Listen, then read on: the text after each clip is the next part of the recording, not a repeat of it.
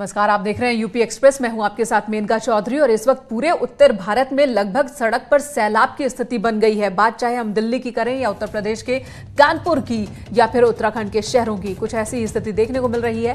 कानपुर में जलभराव कई इलाकों में देखने को मिल रहा है। ग्वालटोली, सिविल लाइंस समेत कई इलाकों में जलभराव से लोगों को दिक्कतों का सामना करना पड़ रहा है। महापौर प्रमिला पांडे ट्रैक्टर पर बैठकर प्रभावित इलाकों का जायजा लेने पहुंची। उन्होंने अधिकारियों को जल्द से जल्द राहत पहुंचाने के निर्देश भी दिए हैं। ये तस्वीरें, एक तरफ पूरा का पूरा शहर पानी में डूबा हुआ, दूसरी तरफ महापौर को देखिए जो कि ट्रैक्टर पर बैठकर जायजा लेने पहुंची शहर का, और साथ ही उन्होंने अधिकारियों को राहत पहुंचाने के निर्देश दिए हैं। लेकिन कानपुर को जो ये स्थिति है किसी नदी में बाढ़ आने की वजह से नहीं है, बल्कि यहाँ पर निकासी की व्यवस्था नहीं हुई। मानसून से पहले जो काम होने चाहिए थे, साफ सफाई के, नालों से जाम सिल्ट हटाने के, वो काम नहीं हुआ, जिसकी वजह से शहर में इस कदर बाढ़ जैसे हालात बन गए हैं, जिसका जायजा लेने के लिए महापौर निकल पड़ी, वो भी ट्रैक्टर पर सवार होकर।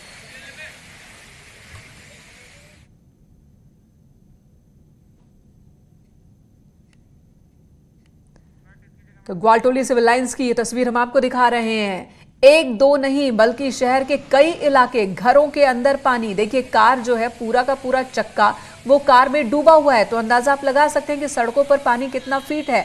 इस वक्त अमित गंजो हमारे सहयोगी हमारे साथ मौजूद है। अमित, गजब की बात है, एक तरफ तो पूरा का पूरा शहर डूब गया, हर तरफ जल जमाव है, दूसरी तरफ महापौर इसका भी जायजा लेने के लिए निकल रही है, वो भी ट्रैक्टर से।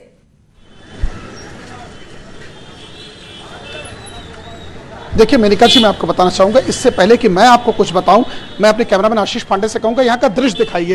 ये पूरा तालाब बना है, जहाँ तक कैमरे की नजर जा रही है आप देख सकते हैं 1.5 से 2 फुट तक पानी है। और कानपुर का ये वीआईपी इलाका है, ये कोई कानपुर का ग्रामीण अंचल नहीं है। आप देखिए कैसे साइकिल पे बच्चा हो जा रहा है, रिस्क लेता हुआ जा रहा है, और इसमें मेनहोल भी हो सकता है, मेनहोल के कवर खुले भी हो सकते हैं, क्योंकि सबकी मजबूरी निकलना। शॉपकीपर्स राइट हैंड साइड पे हैं, इनकी दुकानें मैक्सिमम बंद हैं, जिन्होंने कुछ ने खोली है कुछ ने बंद है, क्योंकि कस्टमर्स है नहीं।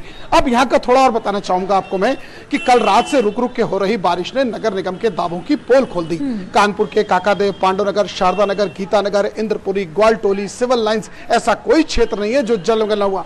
आप देखिए कारों में कार कैसे हिचकोले खाती चली आ रही है। ये भाजपा का जबकि झंडा लगा, ऐसा नहीं है कि कोई सत्ताधारी व्यक्ति का है। इन्हीं से बात करने की कोशिश करते हैं। थोड़ा गाड़ी लाइए आगे, ये सत्ताधारी है, आगे गाड़ी लाइए आगे। इन्हीं से पूछता हूं कि निश्चित सत्ता से जुड़े हुए व्यक्ति हैं तो ज्यादा बेहतर बता पाएंगे कि कारण क्या है। सर थोड़ा शीशा नीचे कर दें। सर नमस्कार। सर ये बताइए कि इतना जल भराव है, आपको क्या लग रहा है? जल भराव है, रोड बनना चाहिए और क्या। आप तो बीजेपी के नेता हैं, खुद आपका झंडा लगाएगा। हाँ बिल्कुल। तो कभी आपने शिकायत नहीं की महापौर से? बिल्कुल की है, बस वो काम होने वाला है। काम होने वाला है। हाँ, बारिश के बाद? अब बारिश के बाद क्या, बारिश में अगर रोड बनेगा तो खराब हो सकता है। बारिश के बाद होगा, मानिए नहीं अगले साल तक के लिए ये टल गया कहीं ना कहीं। आप आगे अमित, हमेशा ऐसा ही होता है, मानसून से पहले के दावे होते हैं कि हमने तैयारी पूरी कर ली है, और जब मानसून में सड़कें टूट फूट जाती हैं, गड्ढे जो हैं और नालियां चौक हो जाती हैं, इस तरह से शहर भर जाता, तो होता है कि बारिश के बाद काम करेंगे। बारिश में तो काम हो ही नहीं सकता, ये हर साल का हाल है। लेकिन इस बार स्थिति ज्यादा खराब नजर आ रही है। इसकी वजह क्या है? क्या इस तरफ प्रशासन ने, नगर पालिका ने बिल्कुल भी ध्यान नहीं दिया?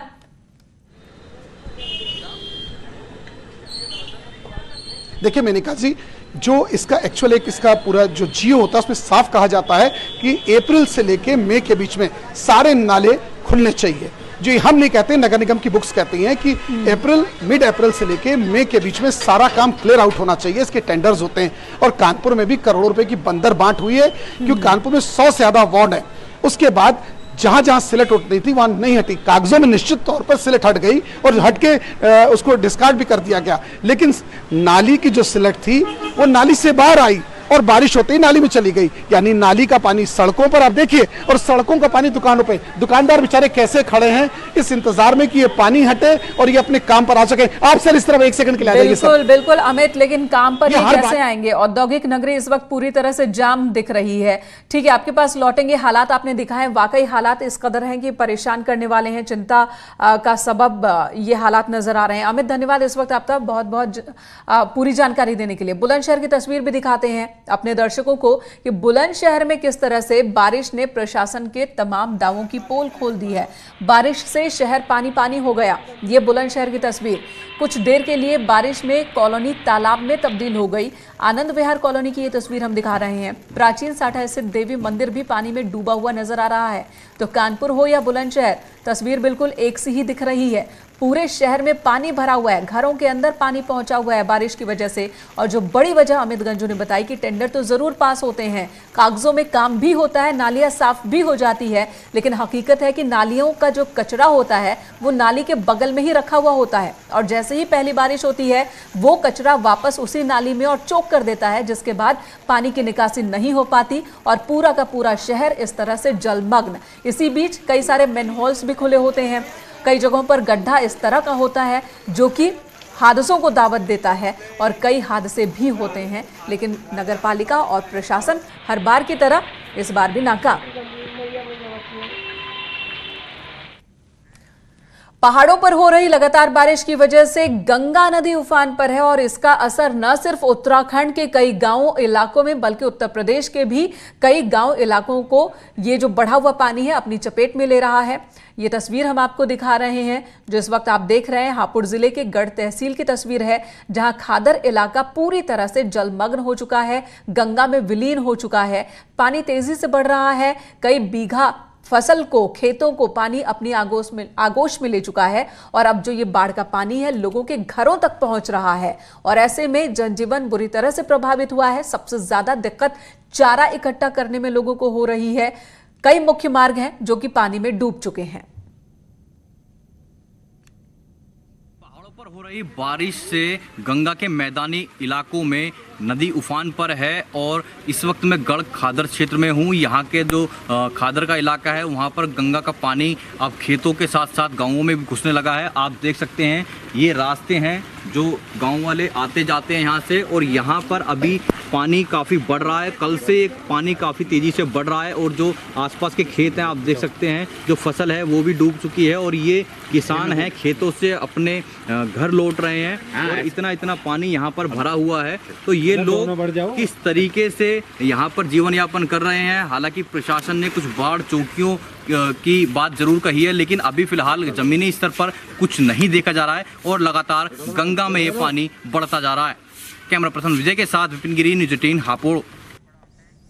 तो देखा आपने किस तरह से मुश्किल हालातों के सामना लोगों को करना पड़ रहा है। बात अब दिल्ली की करते हैं। देश की राजधानी दिल्ली किस तरह से डूब रही है इन तस्वीरों में देखिए जरा आप। कुछ घंटे की बारिश होती है दिल्ली में और हर तरफ पानी ही पानी नजर आता है। ये जो दो तस्वीर इस वक्त आप देख रहे हैं, एक जखीरा इलाके का, वहां पर अंडरपास में पानी जमा हो गया और हालांकि ऐसी तस्वीर आपको दिल्ली में आम दिखेगी। इस वक्त बारिश के दौरान आम हो जाती है, जगह जगह अंडरपास के पास पानी जमा हो जाता है, गाड़ियां फंस जाती है। और ये जखीरा इलाके की तस्वीर हम आपको दिखा रहे हैं जहां पर एक कार फंस गई, धक्का मारकर बाहर निकालना पड़ा। दूसरी तस्वीर हम आपको दिखा रहे हैं, एक बैलगाड़ी के सहारे लोग सड़क क्रॉस करने की कोशिश कर रहे थे तुगलकाबाद एरिया में और बैलगाड़ी डिसबैलेंस हुई, जिसके बाद जो लोग पानी से बचकर निकलने की कोशिश कर रहे थे वो इस गंदे पानी में आ गिरते हैं। तो ये दिल्ली का नज़ारा है।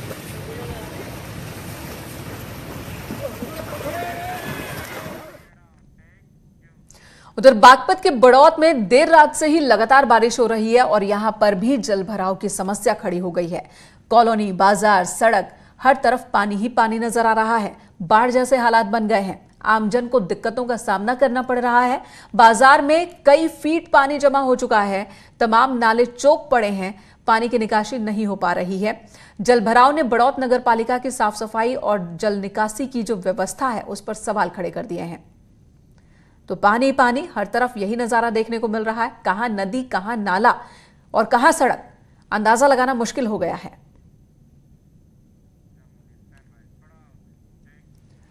और अब आपको उत्तराखंड लिए चलते हैं, चमोली की तस्वीर दिखाते हैं। यहां पर भी लगातार भारी बारिश हो रही है और प्रशासन और मौसम विभाग ने चेतावनी भी जारी कर रखी है कि अगले 2 दिन भी भारी से भारी बारिश होगी और इसी बीच लोगों का जनजीवन अस्त व्यस्त हो गया है। चमोली में कई सड़कें बंद पड़ी हैं। लैंडस्लाइड की वजह से दर्जनों मकान इसकी चपेट में आ चुके हैं। हाईवे बंद पड़े हैं। लोगों का जीना मुहाल हो गया है।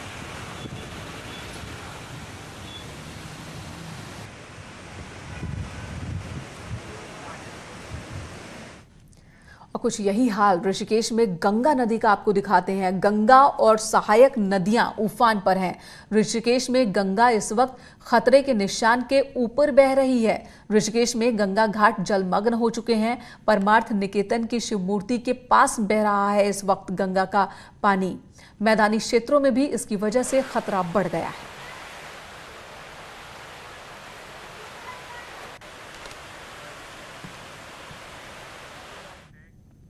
उत्तराखंड में लगातार बारिश की वजह से जो सबसे ज्यादा परेशानी लोगों को होती है वो होती है सड़कों के बंद होने की वजह से, सड़कों के टूट जाने की वजह से।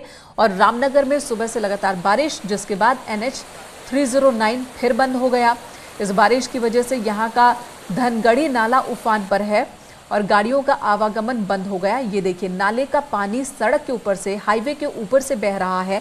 हालात ऐसे बन गए कि छोटी गाड़ियां दोनों तरफ रुकी हुई हैं कतारों में। इन गाड़ियों की आवाजाही बंद कर दी गई है। बड़ी गाड़ियों को परमिशन दी गई, लेकिन देखिए किस खतरे को मोल लेकर के लोग यहां से गुजर रहे हैं। पानी की स्पीड बहुत ज्यादा है और ऐसे में थोड़ी सी भी चूक बड़े हादसे को दावत दे सकती है।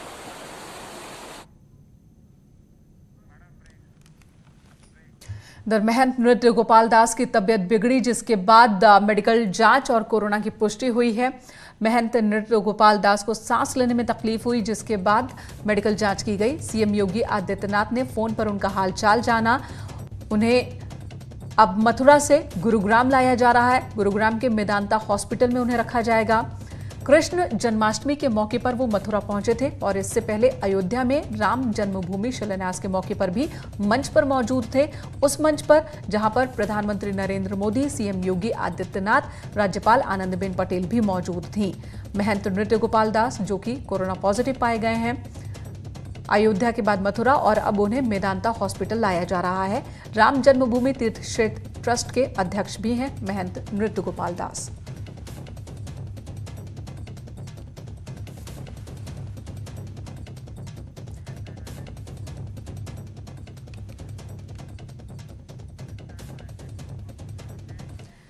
खुद सीएम योगी आदित्यनाथ ने मेदांता हॉस्पिटल के डॉक्टर तिरहन से फोन पर बात की, जिसके बाद महंत नृत्य गोपाल दास को मेदांता हॉस्पिटल शिफ्ट किया जा रहा है। इस बारे में ज्यादा जानकारी दे रहे हैं हमारे सहयोगी नितिन गौतम। कृष्ण जन्म स्थान पर जन्म उत्सव में शामिल होने के बाद नृत्य गोपाल दास इसी आश्रम पर आकर ठहरे हुए थे और बताया जाता है कि नृत्य गोपाल दास इसी आश्रम में आकर हमेशा ठहरते हैं। और आप देख सकते हैं कि सवेरे एकदम से अचानक उनकी तबीयत खराब हुई।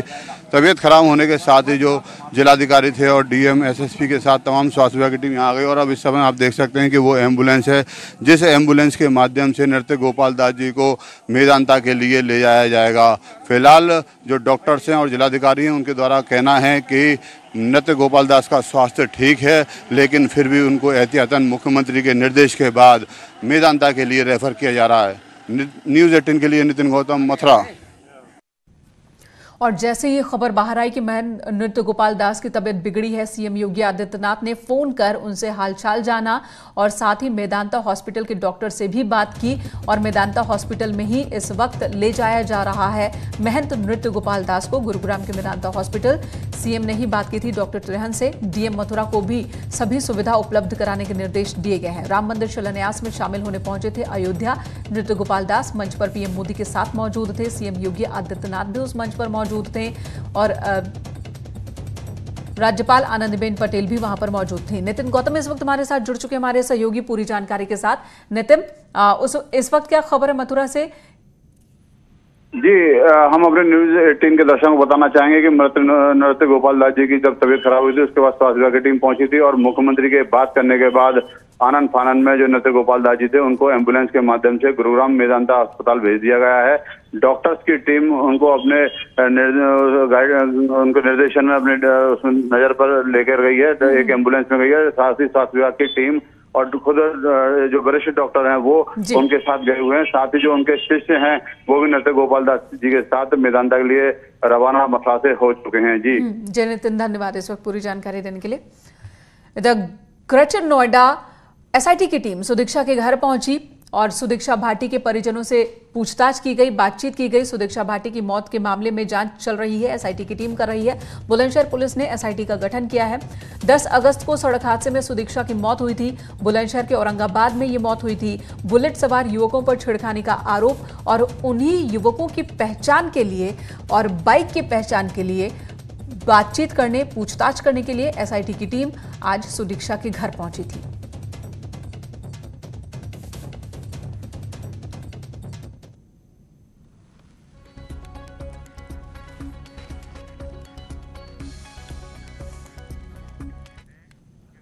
और अगली खबर आगरा से, जहां पर एक युवक की पिटाई कर दी भीड़ ने। आरोप इस युवक पर कि इसने एक लड़की के साथ छेड़खानी की थी, जिसके बाद इस मनचले को वहां मौजूद लोगों ने घेर कर पीटा है, लाठी डंडों से पीटा, लात घूंसों से पीटा है। जगदीशपुरा इलाके का मामला है और वहीं पर मौजूद किसी शख्स ने इस वाकये का वीडियो बनाया, जो कि सोशल मीडिया पर उसने डाला है।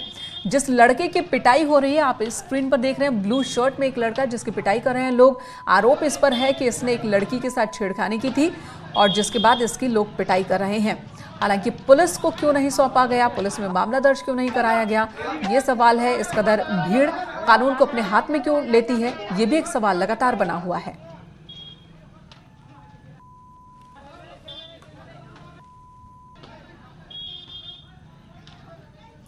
तो कई लोग वहां मौजूद हैं, जिनमें से 2 लोग ऐसे हैं जो कि इस लड़के को पीट रहे हैं। हालांकि रोकने की कोशिश भी वहां मौजूद लोग नहीं करते हैं। भीड़ मौजूद है, लेकिन भीड़ तमाशबीन ही बनी रह रही है। इसी में से एक शख्स ने वीडियो बनाया, जो इस वक्त आप देख रहे हैं। ये वीडियो, इस लड़के की पिटाई हो रही है और इस लड़के पर आरोप है कि ये छेड़खानी किया करता था, लड़की को परेशान करता था और इसी वजह से लोगों ने इसे पकड़ा, इसकी पिटाई की। हालांकि ये वीडियो 2 दिन पुराना बताया जा रहा है, लेकिन पुलिस ने इस मामले में क्या कार्रवाई की है, ये भी एक सवाल लगातार जारी है। इधर कानपुर की बात कर लेते हैं, जहां पर दबंगों का आतंक देखने को मिल रहा है। दबंगों ने एक टेंट हाउस में मारपीट की है। बाकायदा टेंट हाउस के कर्मचारी और मालिक के बेटे को लाठी डंडों से पीटा। स्थानीय लोगों ने मौके पर पहुंचकर दबंगों को खदेड़ा। बर्रा थाना इलाके की यह घटना है। मारपीट का वीडियो सोशल मीडिया पर वायरल हो रहा है। दबंगों की ये करतूत इस वक्त हम आपको दिखा रहे हैं। एक टेंट हाउस में वो घुसते हैं, टेंट हाउस के मालिक के बेटे को पीटते हैं, कर्मचारियों के साथ भी मारपीट करते हैं। किस बात पर यह विवाद, किस बात पर मारपीट हुई, यह भी साफ नहीं हुआ है, लेकिन वीडियो वायरल हो रहा है पूरे कानपुर शहर में।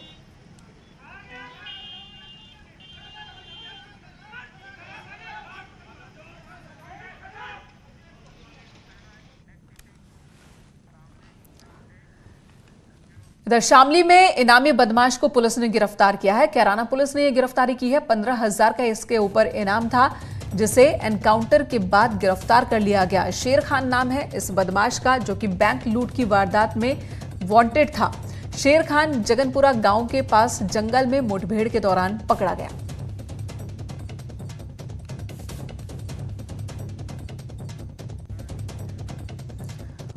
और ये गिरफ्तारी के बाद की तस्वीर आप देख रहे हैं। उसके पैर में गोली लगी है। सबसे पहले डॉक्टर्स मेडिकल जांच के लिए और इलाज के लिए उसे हॉस्पिटल लेकर गए पुलिस वाले, और उसके बाद इसे गिरफ्तार कर लिया गया। और ये एनकाउंटर के दौरान की तस्वीर आप देख रहे हैं। जंगल में एनकाउंटर होता है। बैंक लूट के एक मामले में ये फरार चल रहा था।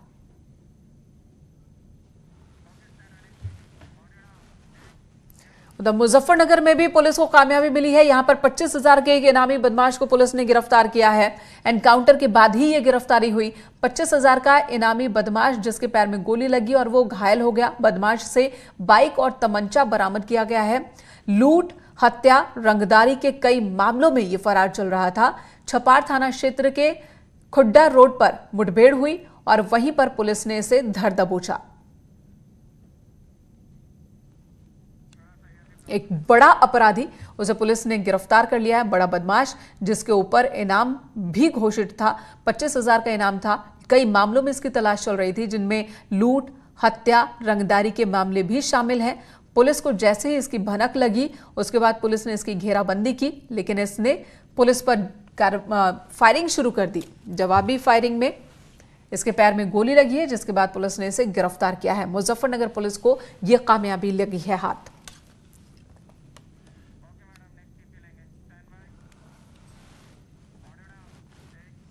हालांकि पुलिस हर बार कामयाब नहीं होती। कौशांबी में पुलिस टीम पर हमला हो गया। चोर को पकड़ने गई थी यहां पर पुलिस की टीम और गांव वालों ने पुलिस टीम पर ही हमला कर दिया। एक दारोगा, एक सिपाही गंभीर रूप से जख्मी हो गए। दोनों को जिला हॉस्पिटल में भर्ती कराना पड़ा। एएसपी समेत कई थाने की पुलिस मौके पर पहुंची। हमलावरों को पकड़ने के लिए छापेमारी जारी है। अब भी कड़ा थाना क्षेत्र के नरसिंहपुर कछुआ गांव का यह मसला है, जहां पर पुलिस की टीम एक चोर को पकड़ने गई थी, लेकिन पुलिस टीम पर ही हमला हो जाता है।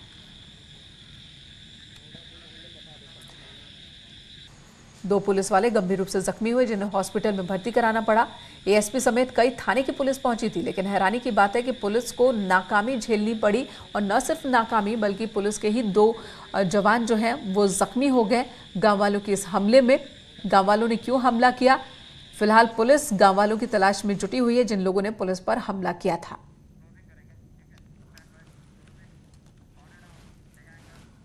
यूपी एक्सप्रेस में इस वक्त मेरे साथ इतना ही। एक ब्रेक के बाद में न्यूज़ 18 पर खबरों का सिलसिला जारी है।